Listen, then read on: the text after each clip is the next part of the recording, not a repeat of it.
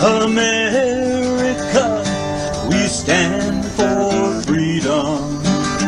Though freedom is never really free, we yearn and strive for government protecting our liberty.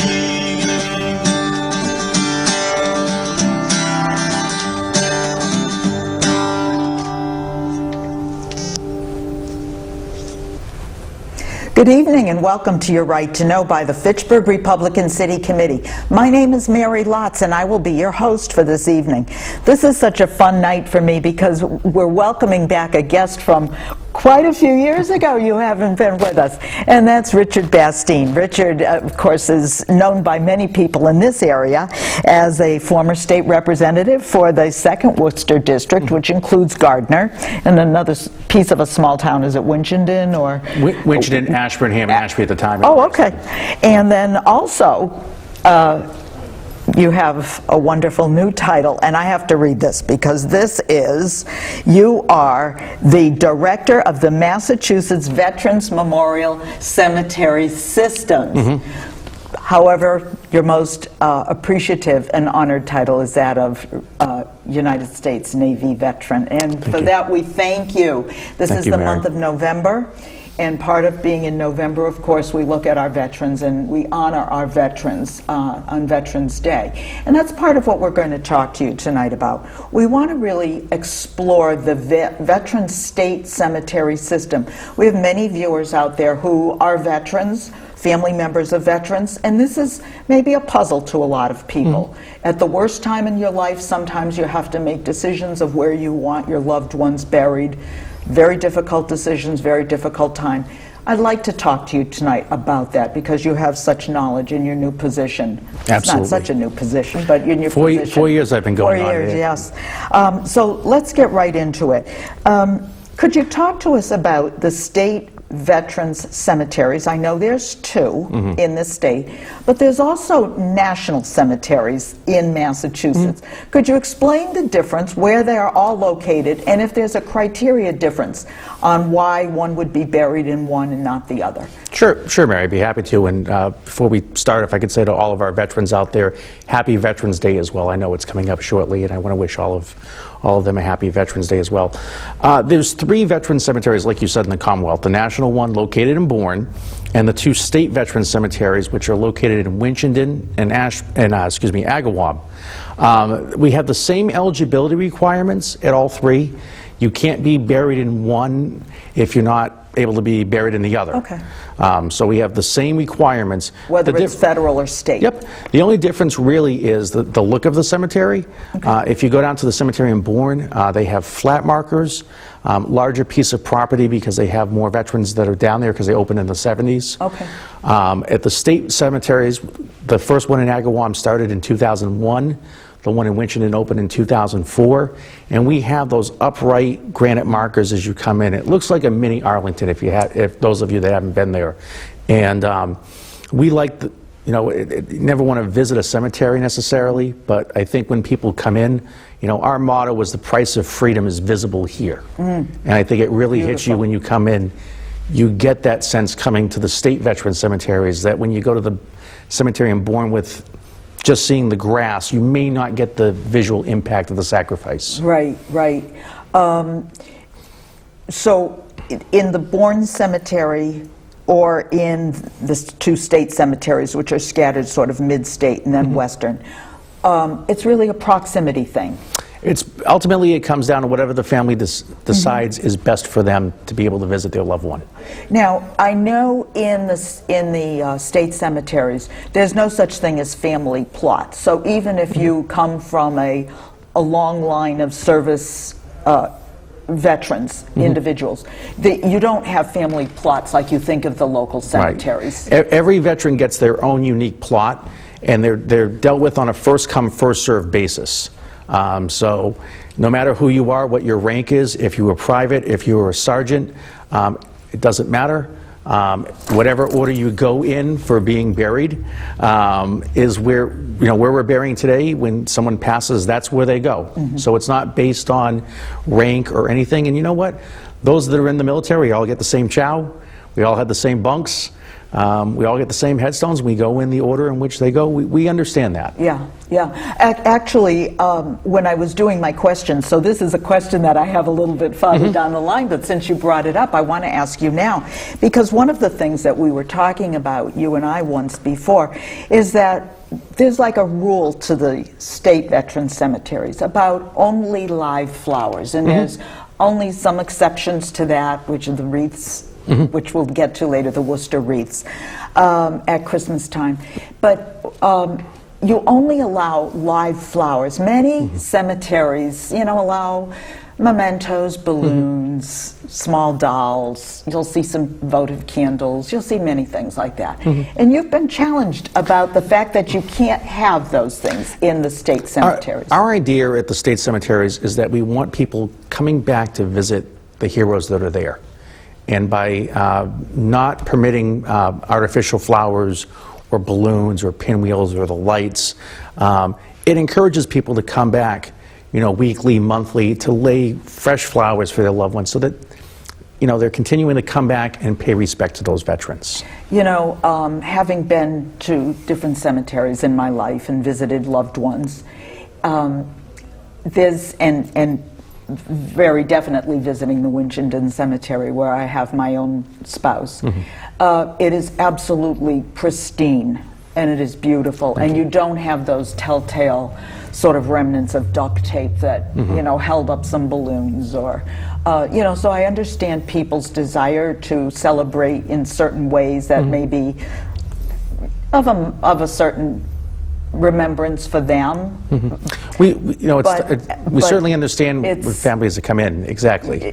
When you said that it shows, the reverence that we have for all of our veterans shows that truer words were never spoken. So let's get into some of the specifics. So when we say veterans, what military branches? Could veterans of the Coast Guard go there? What about National Guards? So we'll take a step back just for 1 second as far as eligibility. The eligibility is a very difficult question because there's a lot of nuances to it in terms of the character of discharge from someone, how long they've served. All of that factors into who is eligible and not eligible. The National Cemetery Administration, which is overall who sees us on the federal level, their website has a great breakdown of who is eligible and who's not eligible. So if anybody's looking for information, the National Cemetery Administration is a great place to go to their eligibility page. But as far as services go, all 5 branches are eligible. National Guard, Navy Reserve, Air Force Reserve. If they've served 20 years in the reserves and retired from the reserves, they would be eligible.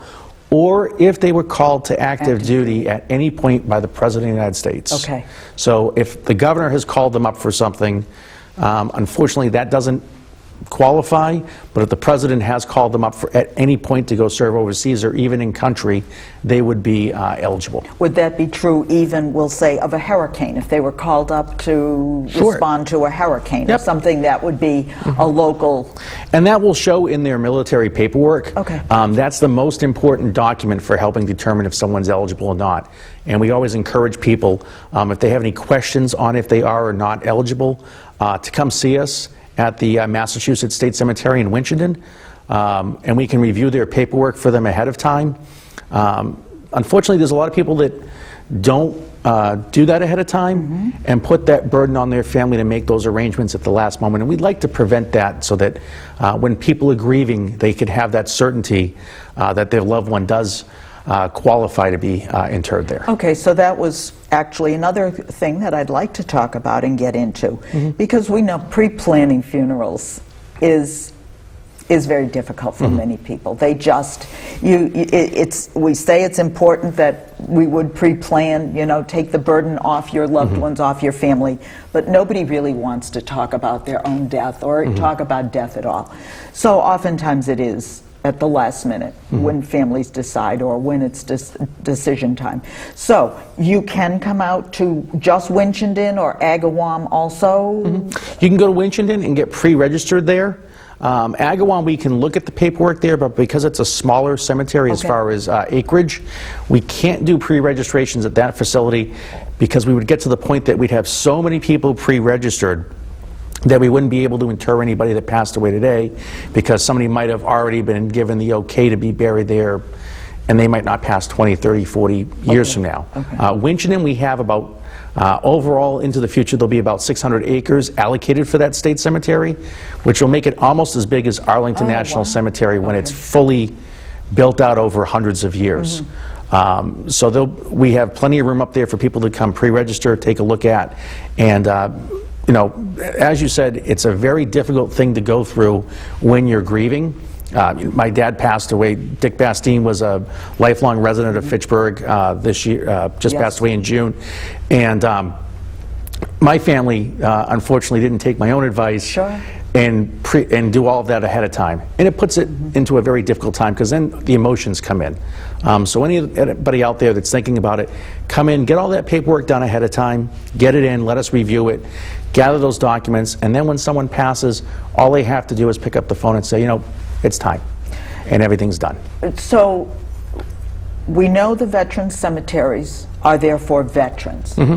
What about veterans' spouses? Sure. Veterans and their spouses are both eligible, as well as dependent children can also be interred at the cemetery. So if there's a child under 21 that unfortunately passes away, they would be eligible to be buried with the veteran. And also, in some cases, if the child of a veteran intellectually or physically is dependent upon the veteran, they would also be eligible to be buried there, and they might be 35, 40, 50, but because their life they were dependent upon that veteran, they're still eligible to be buried there as well. Okay, then let me ask you, what happens if a spouse predeceases the veteran? Does that then stop that process from happening, or can the spouse be buried in advance of the veteran? I get this question a lot. I try to travel all over the state to different groups to speak with them about the cemeteries because of how much money they can save coming to the state cemeteries. Spouses can absolutely predecease the veteran. The only issue is on the casket burials, there's a double vault that's used. So whoever passes away first goes into the lower vault, and whoever passes away second goes into the upper vault. And it's funny, you know, you talk to some of, you know, I'm French Canadian, you know, I'll go to some of the older French Canadian people and they get upset. Oh, I'm not spending eternity looking up at you for the rest of my life, to their husband that they might have been married to for 50 or 60 years. Unfortunately, we don't have any say in that. So I always say, well, eat healthy then. But in those circumstances, yes, the first spouse that passes away goes in the lower vault, and the second spouse that passes away goes in the upper vault. Is there something about where the inscription is on the gravestones itself? If you are if you're a veteran, your inscription goes on the front. If you're a veteran and a veteran's wife is also, if you're both veterans, it's on the front. But if you're not a veteran, it goes on the back. Is that, did I get? You did. If the spouse predeceases the veteran, the spouse's name will go on the front of the headstone with spouse of the veteran's name. And then when the veteran should pass away, it's a whole new headstone that's for every one of those. It's a whole new headstone that's done. The veteran's information goes on the front, and the spouse's name goes on the back. And, you know, veterans it's interesting. We have some veterans that have had multiple marriages. Where their spouse may have passed away, get remarried. We have one veteran, I believe, at the Winchendon Cemetery that has two spouses that have predeceased him. They're both interred, and he's married to his third spouse, and theoretically he could have 3 wives at the same cemetery when he passes. Wow, okay. All right, so now, what about divorces? That's a great question. if somebody does get divorced from a veteran, they are ineligible. Ineligible. Doesn't matter if they put it into some sort of legally binding, what they think is a legally binding document. Unfortunately, per federal law, once you're either divorced or annulled, unless you were to marry another veteran, Yeah. and you would not be eligible. But then you would be With that buried, veteran. interred with the Yep. second veteran. So now let me ask you about cost, because cost of funerals today, you know, this is a reality. Again, at the worst time of your life, you don't want to be thinking about finances, but it has to be discussed. It has to be part of your planning. Could you talk about the cost of being buried in a veteran cemetery for a spouse and or veteran versus what would happen in a community cemetery? Sure, that's a private cemetery? great question. You know, with my dad passing away earlier this year, you know, the costs that go into some of these cemeteries, you know, you might spend $1,000 for a plot. Family might have to pay $1,000 for the opening, the closing, the vault installation, the headstone. You know, those costs add up so quickly. Typical, you know, with a headstone, you're looking at maybe $6,000 just on the cemetery costs at, you know, a St. Bernard's or a local cemetery. And that's just for the first person that passes away. When the second person were to pass away, you're looking at another $2,000 to $3,000. So you might get up into $10,000 in just cemetery costs going to your local cemetery. At the cemeteries in Winchendon and Agawam, the veteran, there's no cost to the veteran whatsoever once they come in the gate. So the opening, the closing, the vaults, the service, the perpetual care, all of that is taken care of at no cost to the veteran or the family. And for the spouse, if they're cremated remains, it's $150.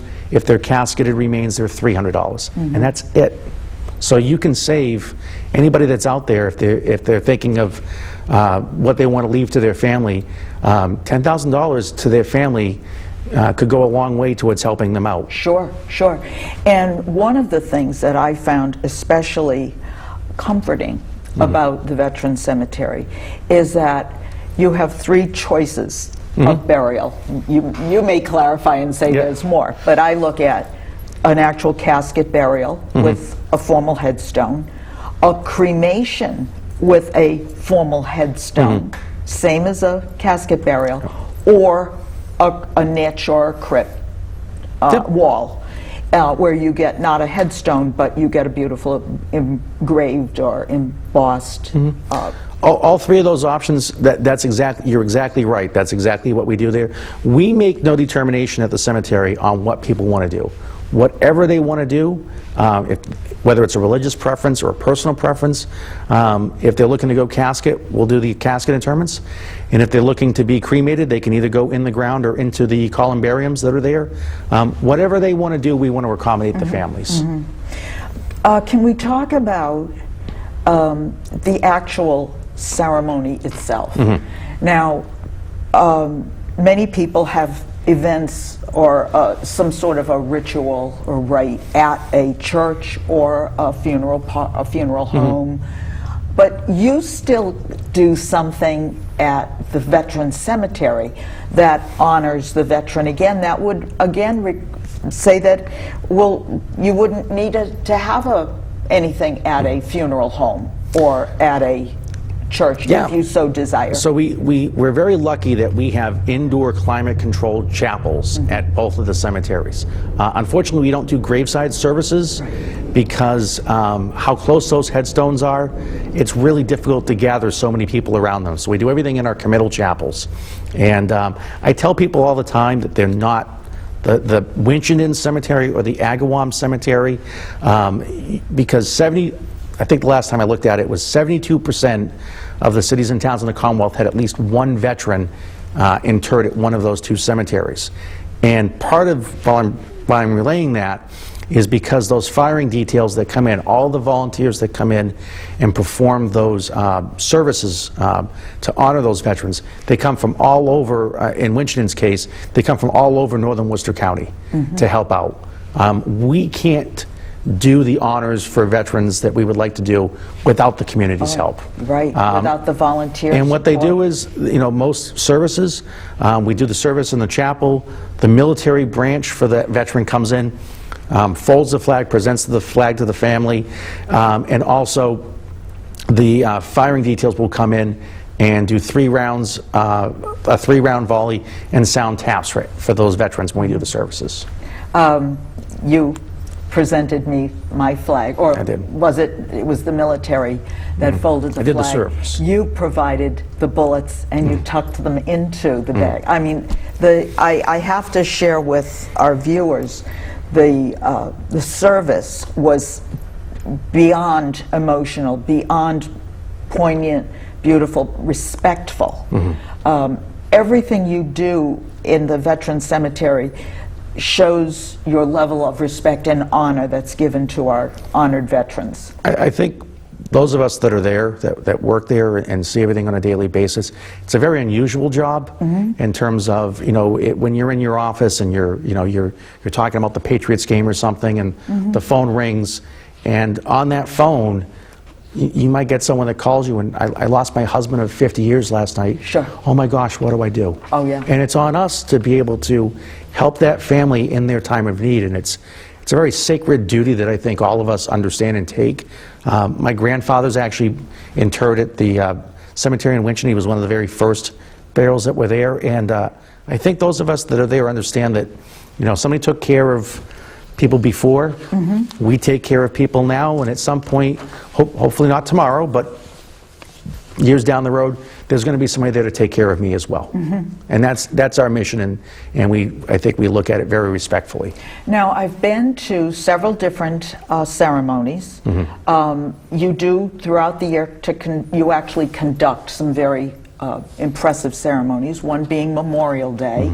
The governor went to both Winchendon and then out to Agawam, as did some of the U.S. representatives and local state representatives. So what are the ceremonies that happen around? That's a great question. 2 to 3, I'm going to qualify the third one in a second, but every Memorial Day we have a large ceremony at the Veterans Cemetery. Memorial Day is about honoring those that have paid the ultimate sacrifice and those that have preceded us. And there is a large spotlight placed on the 2 state veteran cemeteries, and we often have the governor or lieutenant governor and other elected officials come, and the people that come. We have people that come that don't even have a loved one interred at that cemetery. They just want to go and pay their respect. And it's amazing to see on Memorial Day. Veterans Day is coming up. We're going to have a smaller ceremony at the cemetery. Smaller not because we don't think anything less, but we recognize we're one of many ceremonies on Veterans Day. And we're representing all veterans at that point. And then in the wintertime, we have the Wreaths Across America. I know we're going to get into that in a second, but when you see those kids come out, a lot of the school children in our area come out to help place those flags.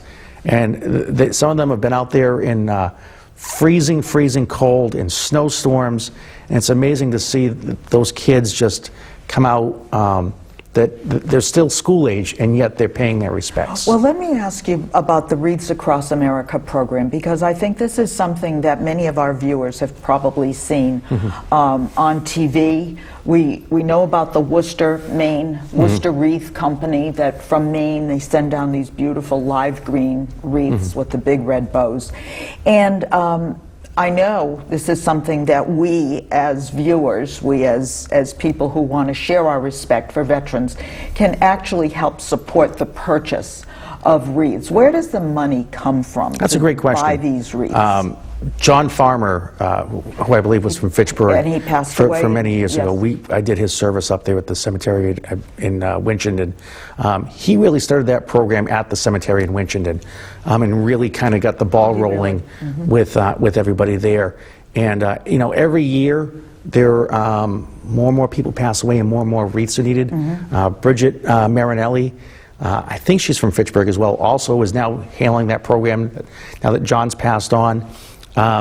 There's separate nonprofit groups that are set up. Okay. They raise that money all year long, through individual donations, through some companies that are willing to pitch in, and it's expensive. You know, between both cemeteries, I believe we're going to put out close to 15,000 wreaths this year.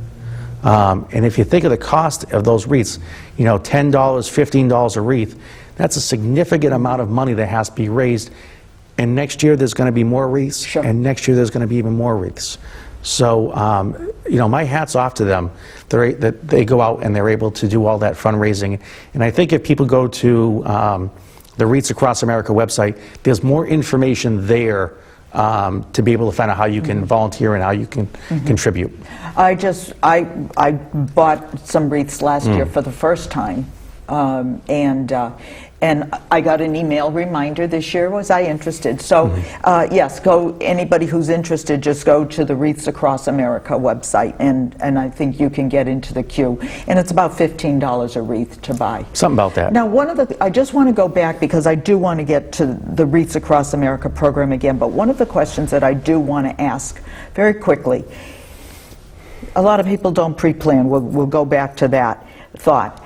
But when you have somebody who makes their first contact after death notification to a funeral home, can the funeral home help be a go-between between the veterans cemetery and the family? It's interesting in Massachusetts. There's some states that mandate you have to go through funeral homes.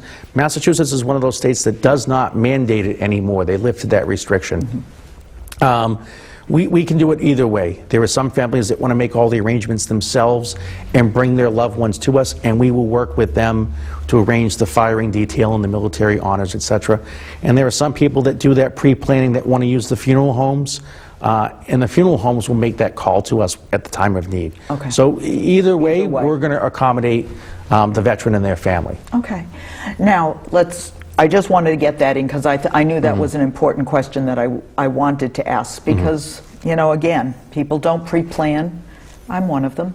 And when something happens, it's not always the best time to start thinking of these things. And just touching base on that about why the pre-planning is so important, the big portion of us determining if that person's eligible is that DD-214, that documentation. You know, if you're in Fitchburg, you can go see Michelle, who's the VSO officer in Fitchburg, or Rick if you're in Leominster, and they can get all of that information to you ahead of time. But we have a lot of families that come in, and then sometimes the veteran may have embellished their history a little bit, and they'll come in and the family's looking to, well, he was a colonel in the Army. Well, no, your Uncle Colonel Sanders is not, unfortunately, a colonel. Yeah. He was a private. Yeah. We're still going to do the service for them. But you have to make sure the stones what is on the paperwork is what we go by, not family lore. Sure. So we always tell people, getting that in ahead of time, and if there is additional documentation to back up what they're asking, what they believe is, they still have time to get it to us before that veteran should pass away. Very quickly, the Worcester Wreaths, the Wreaths Across America. This year, both cemeteries will be Friday, December 13th. So the cemetery in Winchendon, they put the flag, put the wreaths out on Friday about 9 a.m. 9 a.m. And then the ceremony is done at noon on Saturday. And, the ceremony is done on noon? There's a separate ceremony at noon on Saturday, but the wreaths are placed on that Friday at 9 a.m. And anyone can go and help place those Absolutely. wreaths. And there's hundreds and hundreds of people who want to partake in all them. over the area. Rep Hayes has been there. I believe Mayor Di Natale has been there.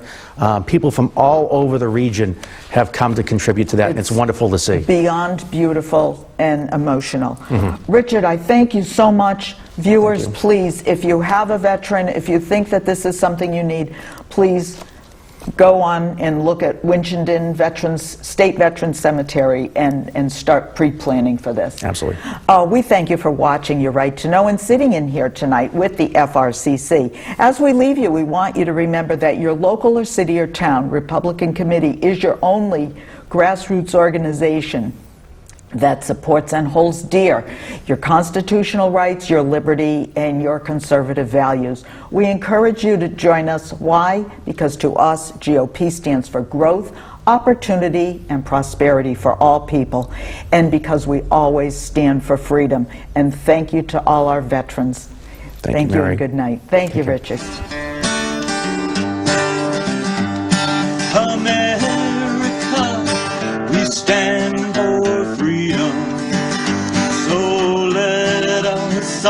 unite to yearn and strive for our republic that reflects our values, that preserves our rights, and goes forth in power and might, that reflects our values and preserves our rights, and goes forth in power and might.